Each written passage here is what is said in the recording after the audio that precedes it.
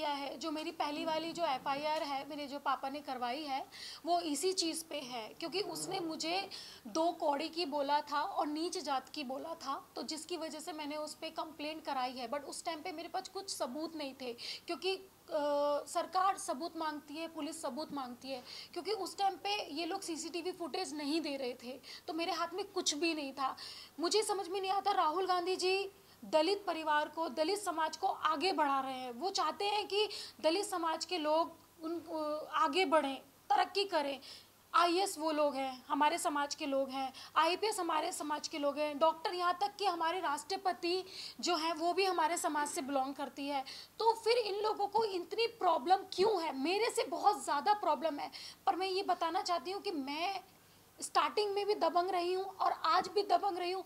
तुम मुझ पे कितना भी हमला करा दो, मैं डरने वाली नहीं हूँ। जी, जैसे आपने कहा कि दिल्ली में बहुत भीड़ थी कार्यालय में जिन्होंने हमला किया, हाँ। तो आपको क्या लगता है कि पूरी जो भीड़ थी उसमें सब ऊंची जात के ही लोग थे या कोई दलित वर्ग के भी थे जिन्होंने आपके ऊपर हमला किया? अगर दलित वर्ग के थे और हमला किया तो उन्होंने क्यों हमला किया? पहली बात तो जितनी भी औरतें थी उनको मैं बाय नाम से जानती हूँ। मैं किसी कास्ट पे उंगली नहीं उठा रही हूँ, बस मुझे इतना पता है उनमें से कोई भी मेरे समाज की लड़की नहीं थी, क्योंकि मुझे लगता है कि अगर कोई मेरे समाज की औरत होती तो शायद वो मुझे इस तरह नहीं देखती।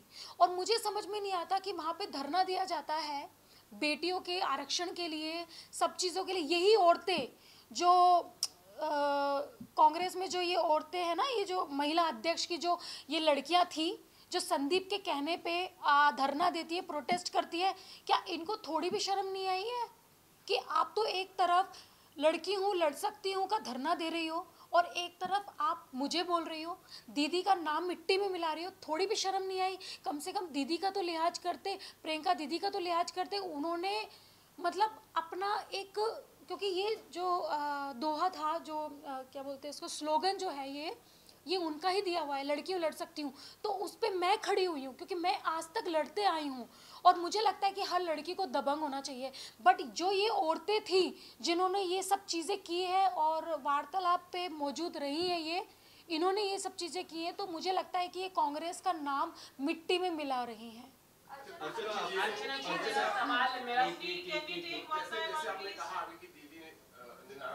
जी जी, तो कहीं ना कहीं बड़ी बात हो गई। क्या आपको लगता है वीडियो भी वायरल हो गया, जी, दीदी तक ये नहीं पहुंचा होगा, और अगर पहुंचा होगा तो उन्होंने फिर क्यों एक्शन नहीं लिया, आपसे बात क्यों नहीं की, मामले की जानकारी क्यों नहीं? देखो, इसके अलावा और भी जो भी कांग्रेस के बड़े नेता देखा जाए तो फिर जो भी बड़े अहदे पर बैठे हैं, किसी का भी रिएक्शन नहीं आया अब तक। जी, आपको कहीं ना कहीं आप कांग्रेस को देखो, पहली बात तो मेरे अंदर बाबा साहब का खून है, और दूसरी चीज़, मैं धोखेबाज लड़की हूँ नहीं। आज मैं कांग्रेस के साथ हूँ, कांग्रेस के साथ ही मैं रहूँगी हमेशा। फिर चाहे अगर वहाँ से मुझे निकाल दिया जाता है तो फिर वो अलग बात है कि ठीक है मैं निकल गई, बट मेरे रगों में ये गद्दार खून नहीं है। मैं पार्टी में आई हूँ दीदी के लिए, प्रियंका गांधी के लिए, मैं पार्टी में आई हूँ राहुल गांधी के लिए, मैं पार्टी में आई हूँ कांग्रेस पार्टी के लिए। मैं संदीप जैसों को, मेरे नज़रों में उन लोगों की वैल्यू ही नहीं है, क्योंकि मैं पार्टी के लिए काम कर रही हूँ, मैं अपने लोगों के लिए काम कर रही हूँ, मैं अपने समाज के लिए काम कर रही हूँ, करूँगी, और मैं महिलाओं के लिए काम करूँगी।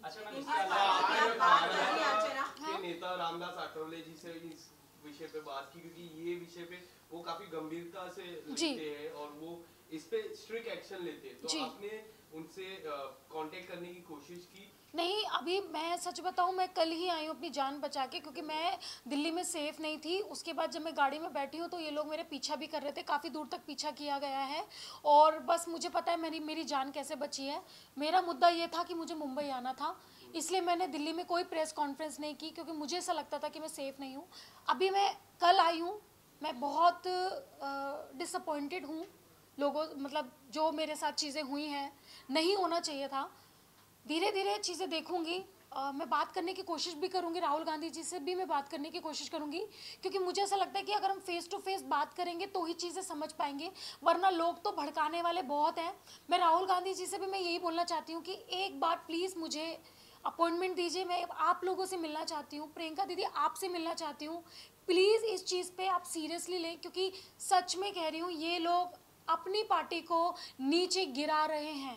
अच्छा तो मैम, जैसे कि आपने अभी कहा कि प्रियंका मैम से अच्छे ताल्लुक है आपके, जी। कंटिन्यूसली बात होती रहती है, तो क्या फोन पे कभी ट्राई नहीं किया इस इंसिडेंट के बाद बात करने की? और ये तो क्या है? जो नंबर दीदी ने मुझे दिया था वो नंबर चेंज हो चुका है और वही नंबर अब संदीप सिंह के पास है। तो मेरा अभी कोई भी कनेक्टिविटी नहीं है उनसे डायरेक्ट बात करने की, मैं आपको सच बता रही हूँ। लेकिन अर्चना, वहाँ जब इंसिडेंट हुआ जी। तो वहाँ से ऐसा कोई नहीं था जो आपको पहले अवेयर करता उस जगह पे जाने से पहले? क्या आपका मैंने क्या किया है, मैं कोई भी काम करती हूँ मैं बता के करती हूँ। मैं ऐसा नहीं है मैं सडनली चली गई और मैंने कि ठीक है गेट खोला मैं सडनली चली गई। मैंने एक दिन पहले इन्फॉर्म किया था कि मैं आ रही हूँ और मेरे पापा मेरे साथ आ रहे हैं और मैं कॉन्ग्रेचुलेशंस बोलने आ रही हूँ, क्योंकि काफ़ी टाइम से मैं अपने कार्यालय में नहीं गई।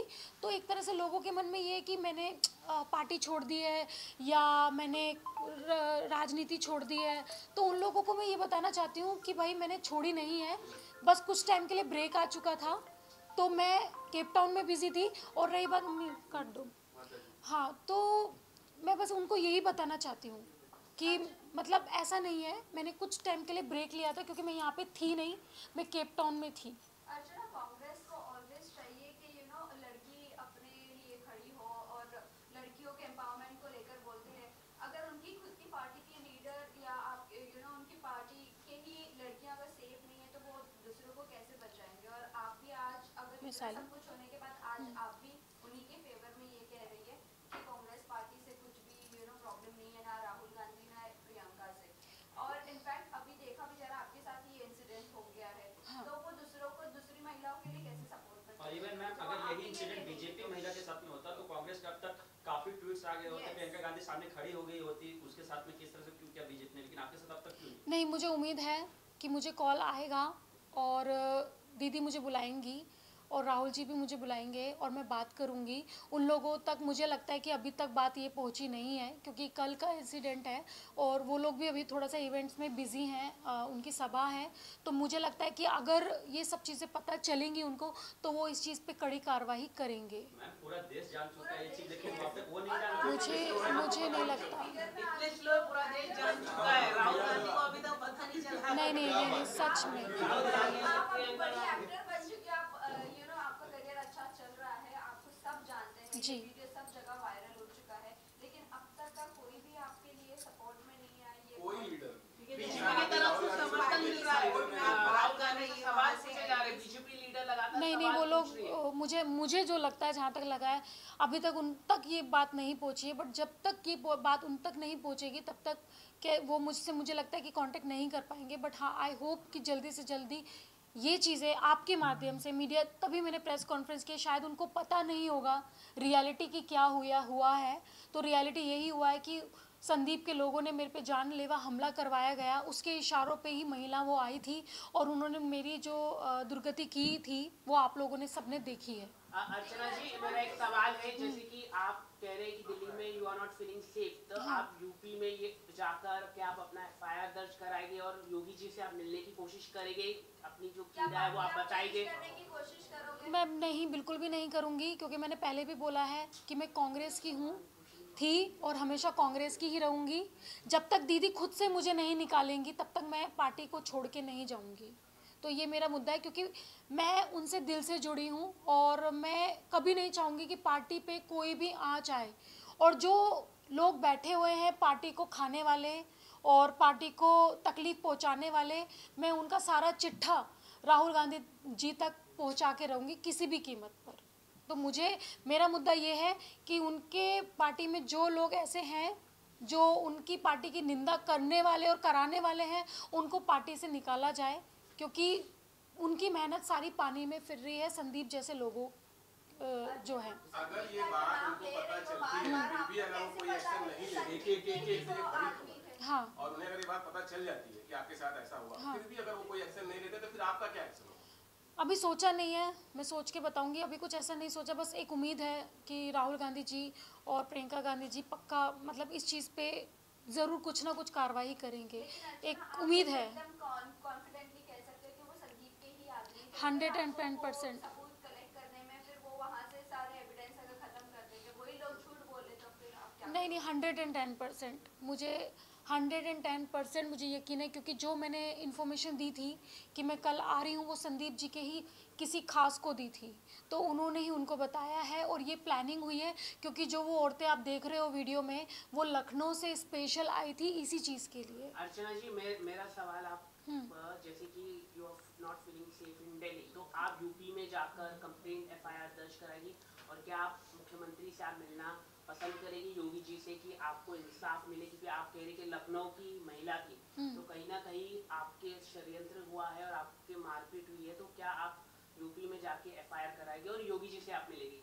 मैं एफआईआर को तो मैंने सोचा नहीं है कि मैं कराऊंगी नहीं कराऊंगी, बट मुझे ऐसा लगता है कि जो भी डिसाइड करेगा ना, मुझे लगता है जनता डिसाइड करेगी, क्योंकि अभी सबके सामने चीज़ें आ चुकी है। तो आई विश कि ये मैटर लोगों तक पहुँचे और इस चीज़ का सब लोगों को पता चले कि ये क्यों हुआ है। और रही बात एफआईआर की, क्योंकि अगर मैंने एफआईआर करवा दिया तो मतलब मुझे इस चीज़ में पढ़ना नहीं है। मैं नहीं चाहती कि ये एफआईआर हो या ये हो, बट अगर मुझे लगेगा, ज़रूरत लगेगी, हाँ मुझे करनी है एफआईआर, क्योंकि ऑफ कोर्स मेरे पे जानलेवा हमला किया गया है और ये सब चीज़ें सबको दिख रही है। बट मैं चाह रही हूँ कि इसमें मेरी पार्टी की बदनामी होगी, तो मैं इस चीज़ को रोकना चाहूँगी। ये सब आपके साथ एकदम खुलेआम हुआ जी, ये सब आपके साथ एकदम खुलेआम हुआ और आप कह रही हैं कि एफआईआर नहीं करवानी है, तो फिर नेक्स्ट आपके साथ यही हो तो फिर आप क्या करेंगे? मैंने उसके लिए एक लेटर दे दिया है, दिल्ली में एक लेटर दे दिया है उसके खिलाफ, क्योंकि ऑलरेडी सबको पता है, तो सबको पता चलना चाहिए। और सच में मैं अपनी पार्टी की बदनामी नहीं चाहती हूँ, तो मुझे नहीं लगता कि मैं कुछ ऐसा एक्शन लेने वाली हूँ आगे, और आगे सोचूंगी। की तो बात ही नहीं है ना, जब वो कांग्रेस पार्टी से ही थे जिन लोगों ने आपके ऊपर मतलब जो हमला किया, हाँ। तो इसमें बदनामी की बात ही नहीं, पूरे देश को पता चल गया है कि वो उसी पार्टी से है, तो आप अभी भी बदनामी की सोच रही हैं, अपनी जान की नहीं सोच रही हैं। सोच रही हूँ। क्या आप अपने से आगे पार्टी को रख रहे हो?